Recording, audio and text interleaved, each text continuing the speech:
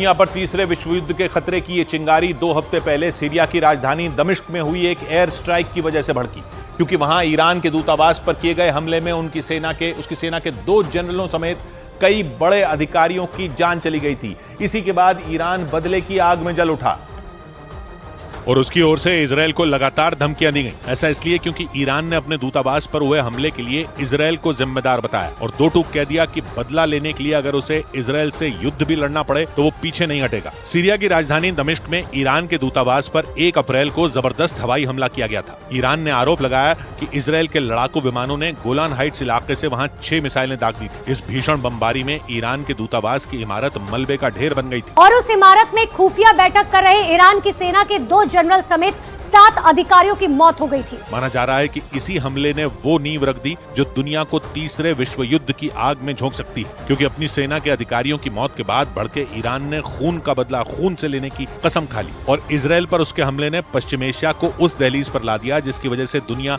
2 धड़ों में बंटती नजर आई। क्योंकि ईरान के हमले ने इजरायल के साथ अमेरिका के भी होश उड़ा दिए। ईरान ने इजरायल से बदला लेने के लिए उस पर 300 से ज्यादा ड्रोन और बैलिस्टिक मिसाइलों से अटैक कर दिया। ईरान ने यह हमला 2 दिन पहले भारतीय समय के मुताबिक रात करीब 3 बजे किया और उसकी वजह से पूरे इजरायल में हाहाकार मच गया। पूरे इजरायल में हवाई हमले की चेतावनी जारी कर दी गई, क्योंकि ईरान के 300 से ज्यादा ड्रोन और घातक बैलिस्टिक मिसाइलें इजरायल की तरफ सब कुछ तबाह करने के लिए बढ़ रही थी। ईरान के इस हमले के कुछ वीडियो भी सामने आए। उनमें रात के अंधेरे में आसमान में कई बैलिस्टिक मिसाइलें इजरायल की जमीन पर तबाही मचाने के लिए आगे बढ़ती दिखाई दी थी। देखकर ऐसा लगा जैसे ईरान ने यह ठान लिया हो कि वो किसी भी कीमत पर इजरायल का इस धरती से नामोनिशान मिटाकर ही दम लेगा। इसीलिए ईरान के इस हमले के बाद इजरायल और सुपर पावर अमेरिका तक के होश उड़ गए। जबकि पश्चिमी मीडिया के मुताबिक अमेरिका को ये लग रहा था कि ईरान इजरायल के खिलाफ जंग का ऐलान नहीं करेगा, लेकिन एक साथ 300 से ज्यादा ड्रोन और बैलिस्टिक मिसाइलों से इजरायल पर धावा बोलकर ईरान ने अपने इरादे साफ कर दिए। एक रिपोर्ट के मुताबिक ईरान ने इजरायल पर इस हमले को ऑपरेशन ट्रू प्रॉमिस नाम दिया। हालांकि इजरायल की सेना ने यह दावा किया कि ईरान की तरफ से दागी गई ज्यादातर मिसाइलों और ड्रोन को air defence system Iron Dome से मार गिराया गया। आयरन डोम एक ऐसा हथियार है जो मिसाइलों को ट्रैक कर उन्हें हवा में ही तबाह कर देता है। मतलब जमीन पर गिरने से पहले ही यह हथियार दुश्मन की मिसाइलों को हवा में उड़ा देता है। और हुआ भी बिल्कुल वैसा ही। इजरायल ने दावा किया कि ईरान के इस बड़े हमले को उसके एयर डिफेंस सिस्टम की मदद से नाकाम कर दिया गया, लेकिन इसके बाद भी ईरान की तरफ से दागी गई कुछ मिसाइलें इजरायल की जमीन से टकराईं और उसकी वजह से वहां तबाही मच गई। हालांकि ईरान के इस हमले के लिए इजरायली सेना भी पहले से ही तैयार थी, इसीलिए जैसे ही ईरान की मिसाइलें तबाही मचाने के लिए उड़ी, इजरायल ने भी एयर डिफेंस सिस्टम से उन्हें निशाना बनाना शुरू कर दिया था। ईरान की मिसाइलों को हवा में तबाह करने के कुछ वीडियो भी इजरायली सेना की तरफ से जारी किए गए। उन वीडियो में इजरायल की एयरफोर्स हवा में तेजी से आगे बढ़ रही मिसाइलों को ट्रैक करती और उन्हें जमीन पर गिरने से पहले ही तबाह करती नजर आई। इजरायल के अखबार टाइम्स ऑफ इजरायल के मुताबिक ईरान की कुछ मिसाइलें इजरायल के नेवातिम एयरफोर्स बेस पर गिरी, जिससे एयरफोर्स को नुकसान भी पहुंचा। इजरायली सेना ने इसका एक वीडियो भी जारी किया। उस वीडियो में नेवातिम एयरफोर्स बेस के एक हिस्से पर मिसाइल गिरने से एक बड़ा गड्ढा बना दिखाई दिया। हालांकि इजरायल की सेना के जवान एयरफोर्स बेस पर उस गड्ढे को भरते नजर आए। इसी वीडियो के एक हिस्से में इजरायल का एक लड़ाकू विमान रनवे पर उड़ान भरता दिखाई दिया। इजरायल की मीडिया के मुताबिक ईरान के इस हमले की वजह से एयरफोर्स बेस के आसपास भगदड़ मच गई थी और उसमें 12 लोग घायल हो गए थे।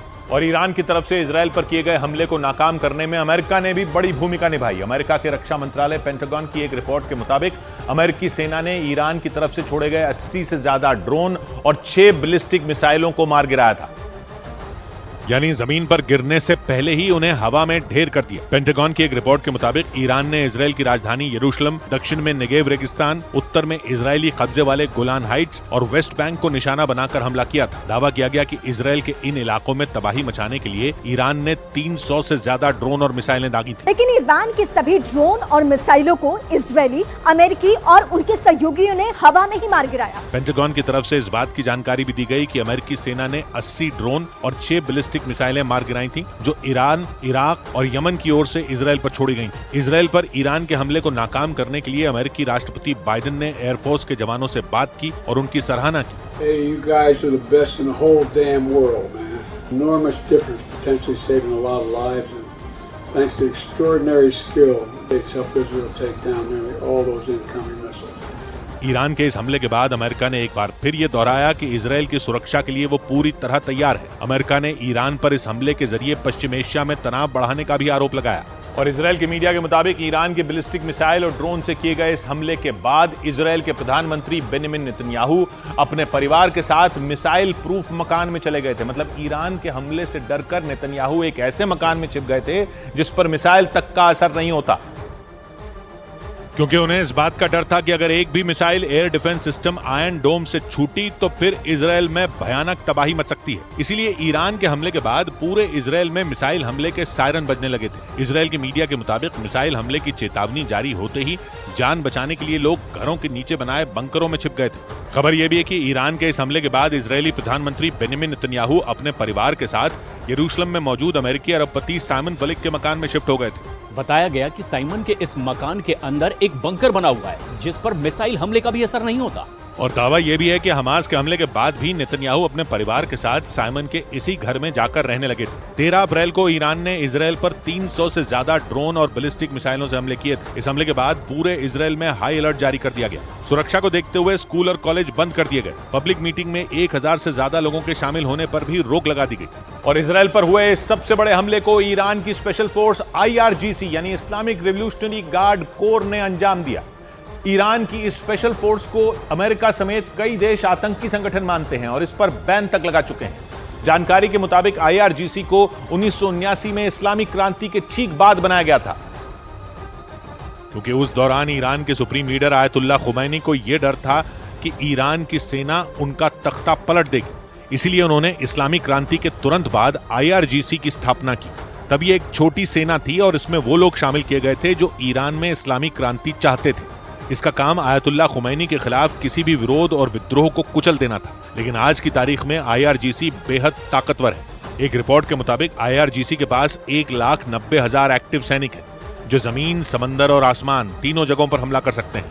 ये सीधे ईरान के supreme leader Ayatollah Ali Khamenei को रिपोर्ट करते हैं। खामनेई इन्हें इस्लाम के सैनिक कहते हैं। इसकी ताकत का अंदाजा इस बात से भी लगाया जा सकता है कि ये ईरान का परमाणु कार्यक्रम भी चलाती है। और तो और विदेश में भी अपनी ताकत बढ़ाने के लिए IRGC ने एक अलग फोर्स बना रखी है। ईरान की इसी स्पेशल फोर्स ने इजरायल पर हमले की जिम्मेदारी ली। एक रिपोर्ट के मुताबिक इस हमले के लिए उसने बैलिस्टिक मिसाइलों के साथ आत्मघाती ड्रोन शाहिद 136 का भी इस्तेमाल किया। ये एक ऐसा ड्रोन है जो आसमान से बम गिराने के साथ दुश्मन पर खुद भी एक बम की तरह फटता है। लेकिन इजरायल ने दावा किया कि उसने ईरान की मिसाइलों और ड्रोन में 99% को हवा में ही खत्म कर दिया। ईरान ने 2 दिन पहले रात में इजरायल पर 300 से ज्यादा मिसाइलों और ड्रोन से हमला किया था। और इजरायल की सेना ने यह वीडियो जारी करते हुए दावा किया कि उसने इन मिसाइलों और ड्रोन में 99% को इजरायल पहुंचने ही नहीं दिया। इस वीडियो को देखकर लगा कि आसमान में आतिशबाजी हो रही है, लेकिन यह आतिशबाजी नहीं बल्कि 2 मिसाइलों की टक्कर है। इजरायल ने दावा किया कि उसने ईरान की ओर से दागी जा रही मिसाइलों को हवा में ही मार गिराया, क्योंकि उसकी मिसाइलें हवा में ही उनसे टकरा गईं और ईरान की मिसाइलें नीचे गिरने से पहले ही खत्म हो गईं।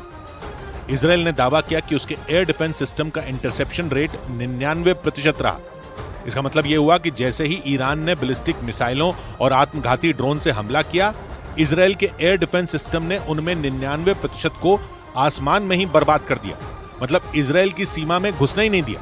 और इसमें इजरायल के आयरन डोम, एरो 3 और सी डोम जैसे एयर डिफेंस सिस्टम ने बड़ी भूमिका निभाई।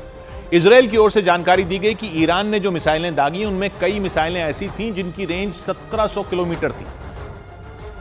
और इन मिसाइलों में कई को इजरायल के एरो 3 एयर डिफेंस सिस्टम ने हवा में ही ध्वस्त कर दिया। ये वो एयर डिफेंस सिस्टम है जिसे इजरायल हूथी विद्रोहियों के खिलाफ इस्तेमाल करता है और लंबी दूरी की मिसाइलों से होने वाले हमले रोकता है। इजरायल ने दावा किया कि ईरान की 100 से ज्यादा बैलिस्टिक मिसाइलों को एरो 3 ने ही मार गिराया। यही नहीं, खबर है कि एरो 3 एयर डिफेंस सिस्टम ने कुछ मिसाइलों को तो पृथ्वी के वायुमंडल के बाहर ही खत्म कर दिया, क्योंकि इस एरो 3 की मिसाइलों में एक्सो एटमॉस्फेरिक इंटरसेप्टर तकनीक का इस्तेमाल होता है और ये तकनीक बैलिस्टिक मिसाइलों को पृथ्वी के वायुमंडल के बाहर ही ट्रैक कर सकती है। और इसी तकनीक ने ईरान की कई मिसाइलों को हवा में उड़ा दिया। इसके अलावा आयरन डोम और सी डोम ने भी ईरान की कई मिसाइलें और ड्रोन तबाह किए। इजरायल ने अपना मजबूत एयर डिफेंस सिस्टम अमेरिका और ब्रिटेन जैसे देशों की मदद से बनाया है और आयरन डोम, सी डोम और एरो 3 जैसे एयर डिफेंस सिस्टम इजरायल की हवाई सीमाओं को ऐसी सुरक्षा देते हैं जिसे भेद पाना मुश्किल है, क्योंकि इजरायल का एयर डिफेंस सिस्टम करीब 2400 किलोमीटर दूर से ही खतरे को पहचान लेता है। एरो 3 पृथ्वी के वायुमंडल के बाहर तक मार करने की क्षमता रखता है, तो आयरन डोम कम दूरी के रॉकेटों को मार गिराने में माहिर है और इसकी सफलता की दर 90% मानी जाती है। इसके अलावा सी डोम एयर डिफेंस सिस्टम भी इसी से मिलता जुलता है। फर्क बस इतना है कि इसे जहाज पर भी तैनात किया जा सकता है, इसीलिए इसे सी डोम एयर डिफेंस सिस्टम कहते हैं। अमेरिका और ब्रिटेन की मदद से तैयार ये एयर डिफेंस सिस्टम इजराइल की अलग अलग सीमाओं पर तैनात है, क्योंकि इजराइल की 1000 किलोमीटर लंबी सीमा जॉर्डन, सीरिया, लेबनान और फिलिस्तीन जैसे देशों से लगी हुई है और इन सभी देशों से इजराइल का 36 का आंकड़ा है। बड़ी बात यह कि इजराइल की सीमा से लगे इन देशों की ईरान से दोस्ती है और इसीलिए इजराइल 24 घंटे अलर्ट रहता है, जिसका उसे 2 दिन पहले हुए हमले में फायदा भी मिला था, क्योंकि इजराइल के मुताबिक ईरान की 300 से ज्यादा मिसाइलों और ड्रोन में केवल 1% ही इजराइल तक पहुंच पाए थे और 99% को हवा में ही खत्म कर दिया गया था। हालांकि इजराइल से ईरान के बदले की शुरुआत 2 रोज पहले फारस की खाड़ी से लगने वाले समुद्री गलियारे स्ट्रेट ऑफ हॉर्मुज से हुई, क्योंकि दोनों देशों में बने जंग जैसे हालात के बीच ईरान ने वहां से गुजर रहे इजराइल के माल ढोने वाले एक जहाज को अगवा कर लिया था। उस जहाज पर कब्जा किए जाने का एक वीडियो भी सामने आया था और उस वीडियो में दिखा कि ईरान के सैनिकों ने इजराइल के उस जहाज पर बिल्कुल फिल्मी अंदाज में धावा बोला। वो एक हेलीकॉप्टर की मदद से समंदर में मौजूद इस जहाज पर उतर गए और उसे अगवा कर अपने साथ ले गए थे। न्यूज एजेंसी रॉयटर्स के मुताबिक उस जहाज पर मौजूद चालक दल के 25 सदस्यों में 17 भारतीय शामिल हैं, जिन्हें छुड़ाने के लिए भारत के विदेश मंत्रालय ने ईरान पर दबाव बनाना शुरू कर दिया। रॉयटर्स के मुताबिक इजराइल का माल ढोने वाला वो जहाज यूएई से भारत आ रहा था, लेकिन रास्ते में उसे स्ट्रेट ऑफ हॉर्मुज में हाईजैक कर लिया गया था। स्ट्रेट ऑफ हॉर्मुज ईरान के पास मौजूद एक समुद्री गलियारा है जो अंतर्राष्ट्रीय व्यापार का एक अहम रूट है। फारस की खाड़ी को खुले समंदर से जोड़ने वाला इकलौता रास्ता भी यही है और इस इलाके पर लंबे वक्त से ईरान का दबदबा रहा है। वो स्ट्रेट ऑफ हॉर्मुज से गुजरने वाले सुपर पावर अमेरिका के भी जहाजों को कई बार निशाना बना चुका है, लेकिन इजराइल के जहाज पर कब्जा जमाकर ईरान ने उसे आने वाले खतरे का ट्रेलर पहले ही दिखा दिया था, क्योंकि इजराइल के जहाज के अगवा किए जाने के कुछ घंटे बाद ही ईरान ने उसकी धरती पर ड्रोन और मिसाइलों की बारिश कर दी थी। हालांकि अमेरिका इजराइल को बचाने के लिए कूद पड़ा, लेकिन इसी के साथ बाइडेन ने यह भी साफ कर दिया कि वो ईरान के खिलाफ इजराइल की किसी भी सैन्य कार्रवाई में साथ नहीं देंगे।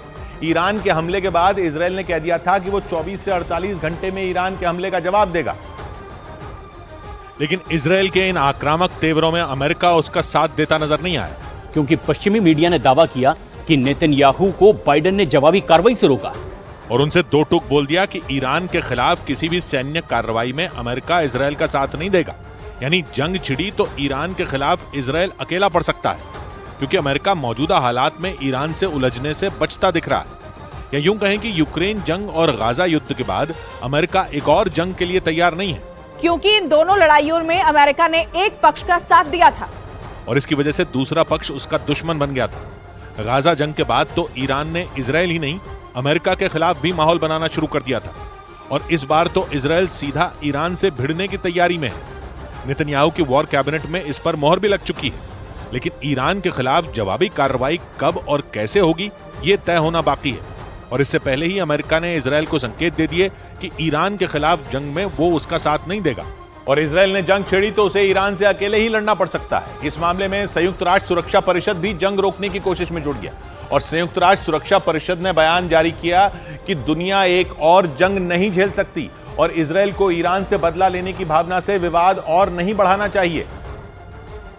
यानी ईरान से बदला लेने की तैयारी कर रहे नेतन्याहू का ना अमेरिका ने साथ दिया और ना संयुक्त राष्ट्र सुरक्षा परिषद ने, क्योंकि दुनिया में पहले ही 2 बड़े युद्ध चल रहे हैं।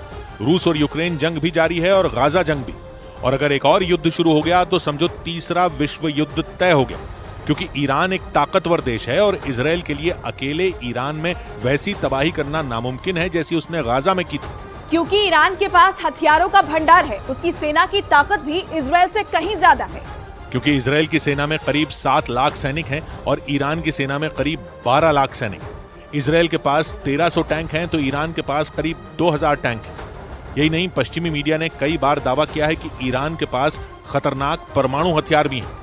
वो अलग बात है कि ईरान के परमाणु कार्यक्रम की वजह से उस पर अलग अलग देशों ने 400 प्रतिबंध लगाए हुए हैं, लेकिन इन सारे प्रतिबंधों के बावजूद ईरान की ताकत इजराइल से ज्यादा मानी जाती है। मुस्लिम देश होने की वजह से ही उसकी शक्ति और बढ़ जाती है और इजराइल की सीमाएं इस्लामी देशों से घिरी हुई हैं।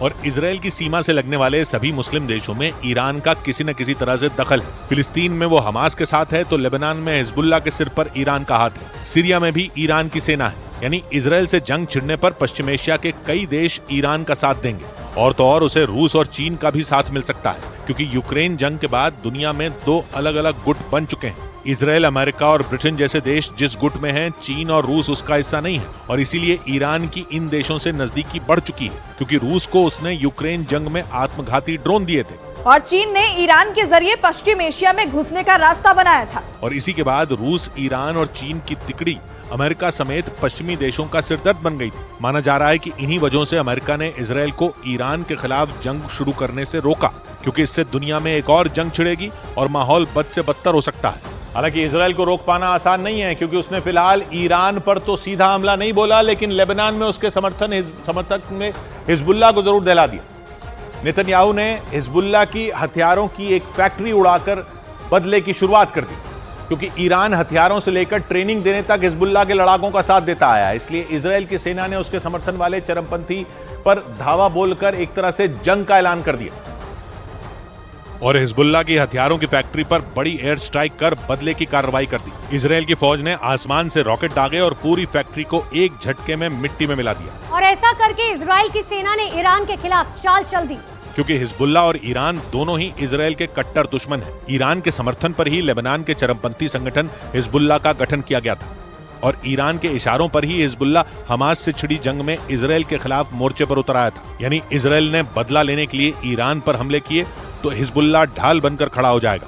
और ये माना जा रहा है कि नेतन्याहू की सेना सबसे पहले ईरान के मददगारों को ही तबाह कर देना चाहती है। इसलिए इजराइल की फौज ने लेबनान के बाल्बेक शहर में ताबड़तोड़ हमले किए और हिजबुल्लाह की हथियारों की फैक्ट्री को नेस्तनाबूद कर दिया और यह हमला ईरान के खिलाफ इजराइल के बदले की शुरुआत बताया गया।